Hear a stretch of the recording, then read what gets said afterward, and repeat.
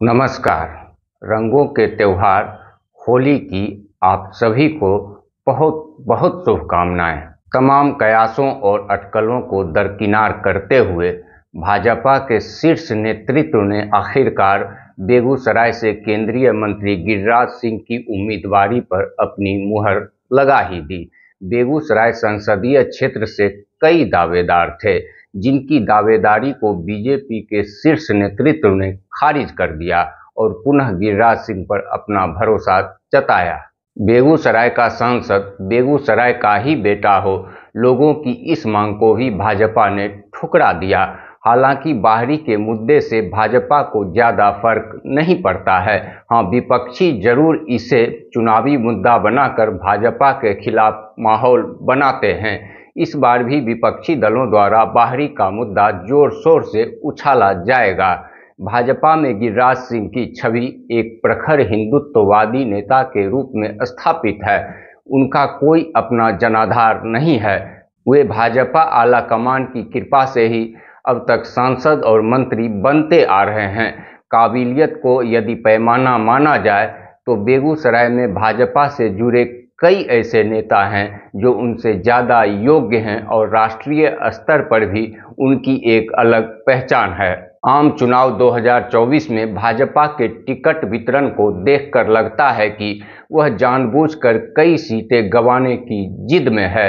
नाकारा और जनता से कटे हुए सांसदों को पुनः चुनावी मैदान में उतारकर सत्ता विरोधी रुझान को कम कर पाना या उससे पार पाना बहुत ही कठिन होगा। यदि मोदी लहर प्रबलतम रही तभी इनकी जीत सुनिश्चित हो पाएगी।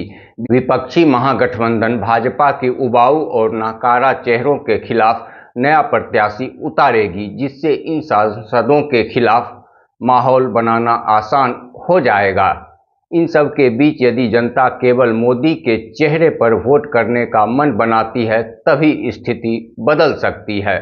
गिरिराज सिंह की बात करें तो केंद्रीय कैबिनेट में जितना भारी भरकम मंत्रालय इन्हें मिला, उस लिहाज से बेगूसराय की जनता की उम्मीदों पर वे खरे नहीं उतर पाए। सुदूर ग्रामीण क्षेत्रों में उनके खिलाफ भारी नाराजगी है।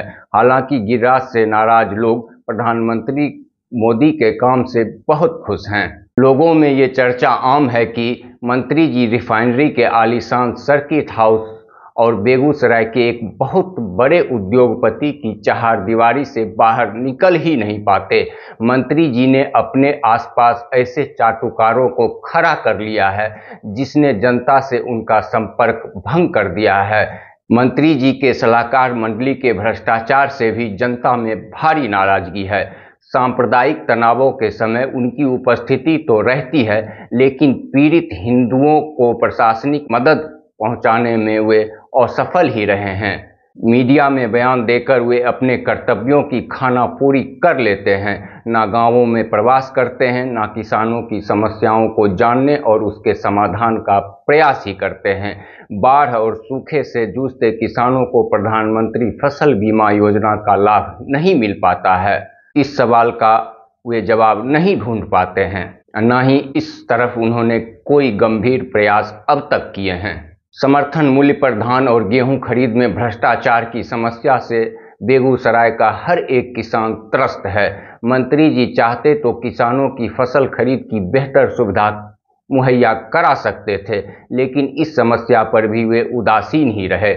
उनके कार्यकाल में बेगूसराय दुनिया भर का सबसे प्रदूषित शहर बन गया। जानलेवा प्रदूषण पर उनके तर्क भी अजीब हैं।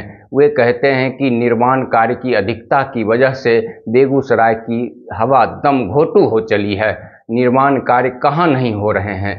जहाँ रिफाइनरी है उस शहर की हवा भी बेगूसराय से ज़्यादा अच्छी व स्वच्छ है। मंत्री जी को संसद में कभी इस गंभीर समस्या जो सीधे लोगों की सेहत से जुड़ा हुआ है चर्चा करते हुए नहीं सुना। Refinery, fertiliser, national highway, Ganga नदी पर पुल, ये कार्य मोदी सरकार की महत्वाकांक्षी योजनाओं के तहत हो रहे हैं। जहां भाजपा के सांसद नहीं हैं वहां भी ये कार्य बड़े जोर शोर से हो रहे हैं। विकास के ये कार्य केवल उनकी उपलब्धि है, ऐसा कहना एकदम ही गलत होगा। माननीय मंत्री जी से बेगूसराय को उम्मीद थी कि यहाँ एम्स केंद्रीय विश्वविद्यालय जैसे केंद्रीय संस्थान की स्थापना के लिए उनके गंभीर प्रयास होंगे, लेकिन इन विषयों पर उन्होंने आज तक कुछ कहा ही नहीं। जयमंगलागढ़ और कांवर झील के विकास पर भी उन्होंने उदासीन रुख ही अपनाया। वे चाहते तो बेगूसराय पर्यटन के मानचित्र पर भी जगह पा सकता था। खैर, ये सब तो कुछ हुआ नहीं, बल्कि बेगूसराय विश्व के सबसे प्रदूषित शहर के रूप में शुमार हो गया।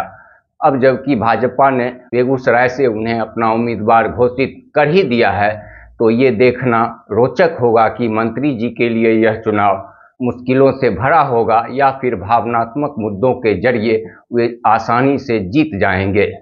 विपक्षी गठबंधन के उम्मीदवारों पर भी ये निर्भर करेगा कि मंत्री जी को वे कितना संघर्ष करवा पाते हैं। धन्यवाद। होली के त्यौहार पर बिहार में शिक्षकों की छुट्टी रद्द कर दी गई। यह मुद्दा बेहद ही विवादित रहा है। इस मुद्दे पर मंत्री जी ने शिक्षकों के लिए एक वीडियो संदेश जारी किया है। मंत्री जी चाहते तो मुख्यमंत्री स्तर पर शिक्षकों को छुट्टी का लाभ दे सकते थे, लेकिन उन्होंने केवल वीडियो संदेश जारी कर शिक्षकों के साथ खड़े होने की खानापुरी कर ली। देखिए मंत्री जी ने शिक्षकों के लिए क्या कहा। आज है बिहार में होली का त्योहार। मेरी समझ में नहीं आ रहा है कि शिक्षक भी हमारे परिवार के ही हैं और किसी न किसी धर्म को मानने वाले हैं, लेकिन जो सनातन धर्म को मानते हैं उनके लिए आज एक खुशियों का त्योहार है, लेकिन उसे बंधुआ मजदूर समझ लिया गया। उन्हें डराया जा रहा है, उन्हें धमकाया जा रहा है। ये ठीक नहीं है और निरंकुश शासन कभी शासक और प्रशासक समाज के हित में नहीं होता। इसलिए मैं शिक्षक के परिवारों से अपील करता हूं और शिक्षकों से अपील करता हूं कि आप निराश ना हो, जहां भी रहें हम आपके साथ हैं और समाज आपके साथ है। मैं उस दिन भी खड़ा था, आज भी खड़ा हूं, आगे भी खड़ा रहूंगा और ऐसे लोगों को आज न कल इसका खामियाजा भुगतना पड़ेगा।